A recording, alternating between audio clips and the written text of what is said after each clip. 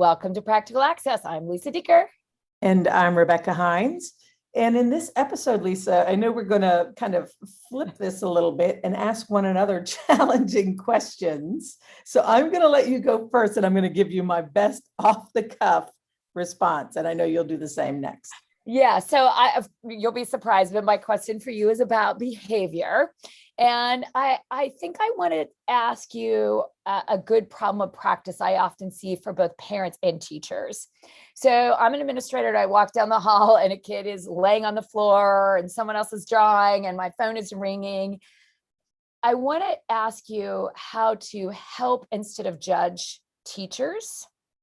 And the same is, I'll take my own real scenario. This will give a good laugh for our crowd. Imagine you're at Kmart. I know those are closed now. And you're with your best friend and you're in a community that's different than your own normally. And your child is holding completely in the middle of the Kmart clothes rack. And you have both their feet and you're trying to pull them out. And you're pretty sure everyone around you is judging you as a bad parent. How do we help people not judge when behavior is a problem, but either to help or to put a great lens on if we're an administrator or just a community member, when we see that kid on an airplane, we see kid at the mall, having that temper tantrum? I think we often make assumptions instead of having empathy, sympathy, or whatever you might suggest. So thoughts? Well, that was like 14 questions in one. So I'm going to try to, that was the Lisa Dieker special. I'm going to try to sort that out. Let me give you a few specific responses to the myriad of behaviors you just listed. So first of all, if I'm a school leader and I'm walking down the hall and I see a kid throwing a tantrum and I see the teacher and she's exasperated, I think of an experience I had as a teacher working with kids with severe emotional disturbance. I had a boy who loudly banged on his desk all day long. And the behavior specialist walked into my room and it was sheer and utter chaos because the drumming was so disturbing that now everyone else in the room was completely going off. And instead of telling me all of the things that I was doing wrong, instead of judging anything I was doing, because I was still calmly teaching through the storm, she looked at me and said, "Have you tried planned ignoring?"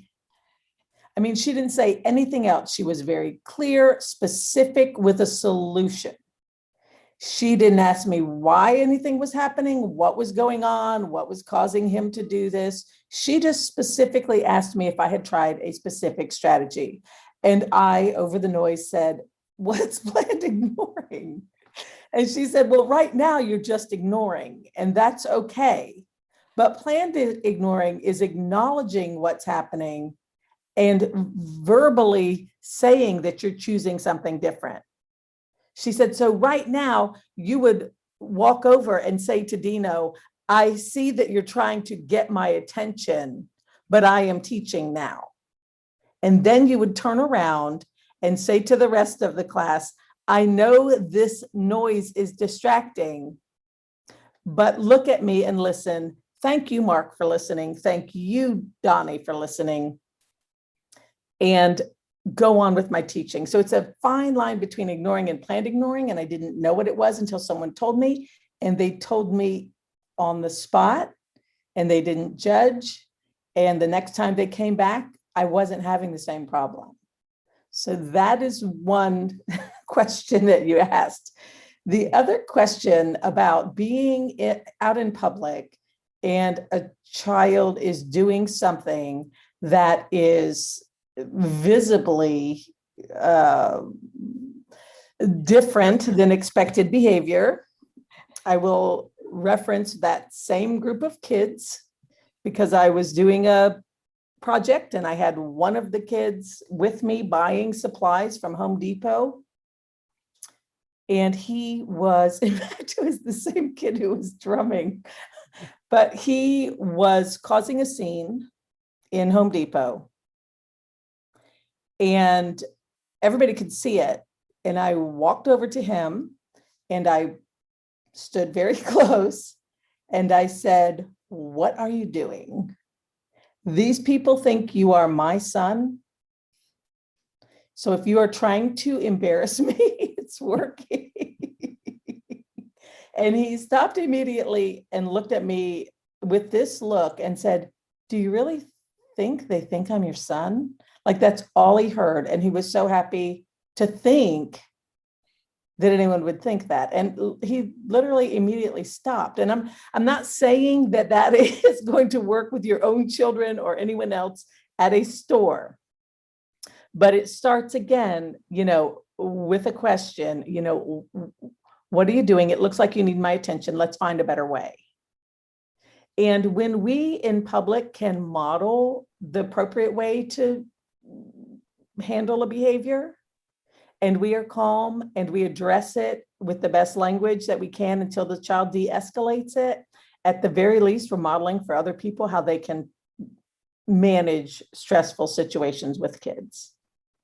And what about those people who, again, I think the hardest part for me in that moment was all the people that stopped and stared. Do you have advice for people that are bystanders for kids? Because we both love kids with challenges. And when you have one, it's really embarrassing when you're at church. I still remember we were once in math. He's too old to sit in the kids section. I'm like, you don't know him. He's really cognitively about a 3-year-old, even though he's 6, when it comes to behaving. And so we would sit in the quiet section, the kids section, because the rest of the place was hard. So how do we help people have better empathy or understanding? Or what do we say at that moment? Again, it just feels really creepy when all eyes are on you and it is your own child. You have thoughts there? No, I don't. I'm not one who thinks, again, all we can do is model, calm and reason. And I'm sure you've had this experience. When I have done this in person, different places, I have the opposite. I have people coming up to me and saying, wow, you're really staying calm. I know that's stressful. I've never had someone who judged me when I was visibly and verbally trying to de-escalate a child in a really positive way. I've never had anybody judge me for not, doing something meaner or more specific. But if I just am standing there and ignoring it, or I'm screaming at the child, that's when people will look. But I have only seen people be actually really supportive when I have tried a more therapeutic approach to getting a child to change. No, that's a great point. But I do think it is hard. And I just want to kind of remind parents that, again, you can only do what you can do in that moment. And, again, the store's closing, your kid's hanging onto the clothing rack and is stronger than you. At some point, you do have to leave the store. And so, again, de-escalation happens until 9:02 when you're locked in the Kmart for the night. You have to sleep there. So yeah. My friend and I still today laugh, though, because we both said it's the only time we both felt, and we're both special ed teachers, we felt so incompetent in our lives. So just also thought it was a good empathy moment for parents to remind you sometimes it sucks to be a parent. Sometimes it does. All right. What question do you have for me after I ask you a 6-part question? Be nice. Yeah, I'm going to ask you a simple one, and you're going to laugh because you're going to know it is, you're going to know the frame for this, but I know you've also lived it. So let's say I have a child who is in high school who does not care about grades, is not motivated by grades, could care less about homework or pleasing anyone. How do I get that child to do what is necessary to graduate high school? What advice do you have for parents who are in that position? Yeah. So, well, first of all, I think, always trust your parent gut. That goes all the way back to what my mother made choices of my brother not getting a lobotomy and, all of that history that I have. But I think so many times we think an expert like you or I have an answer to that.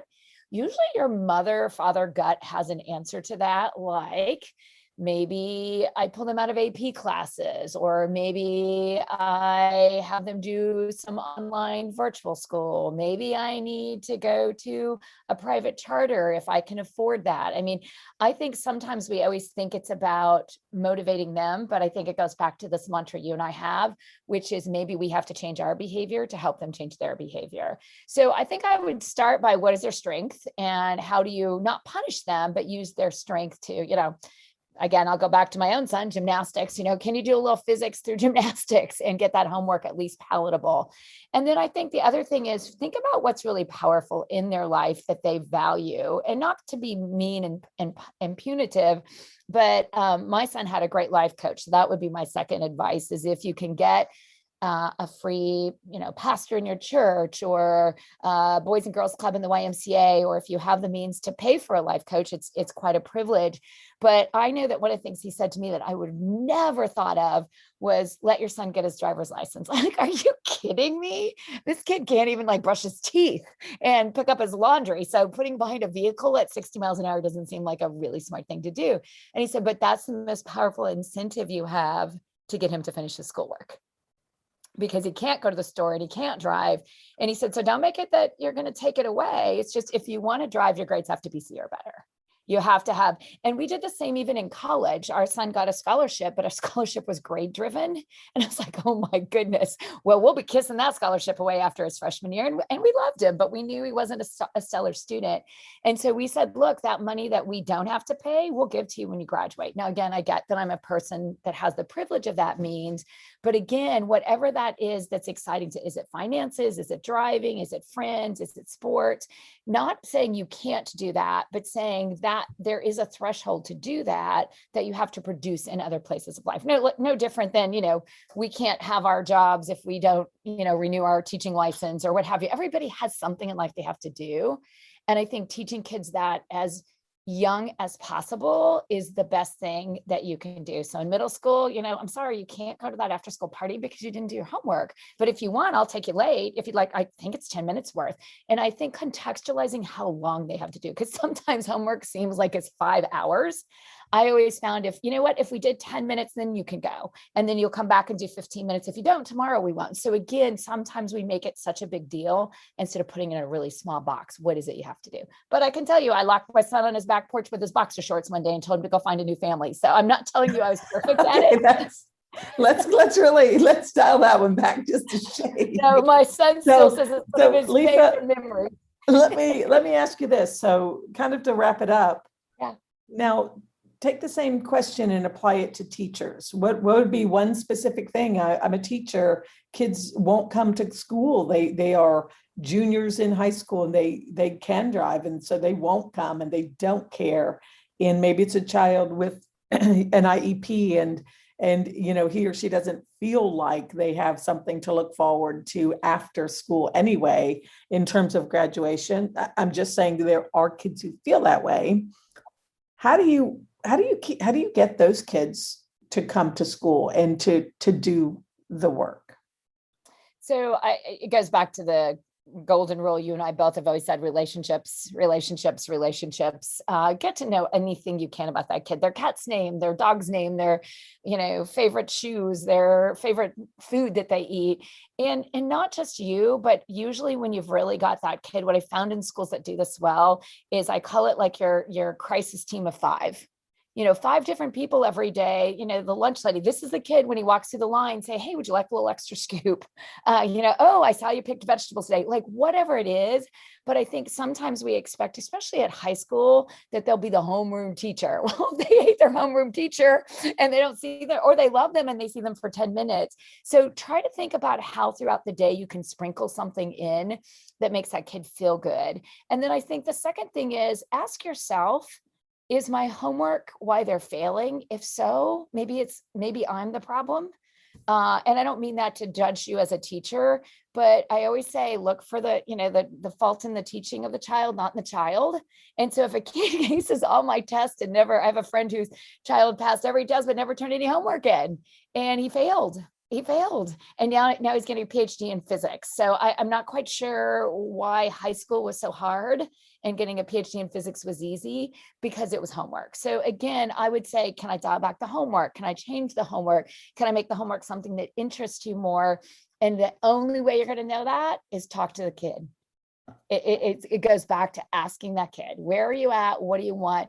And what would you be interested in doing? I had a great classroom teacher who, she said, look, you have a 0 in my class at this point, and we're at midterm, you now have an A. What are you going to do now? He's like, nothing. She's like, okay, well then I'll turn back into an F. All of a sudden the kid ended up with a C.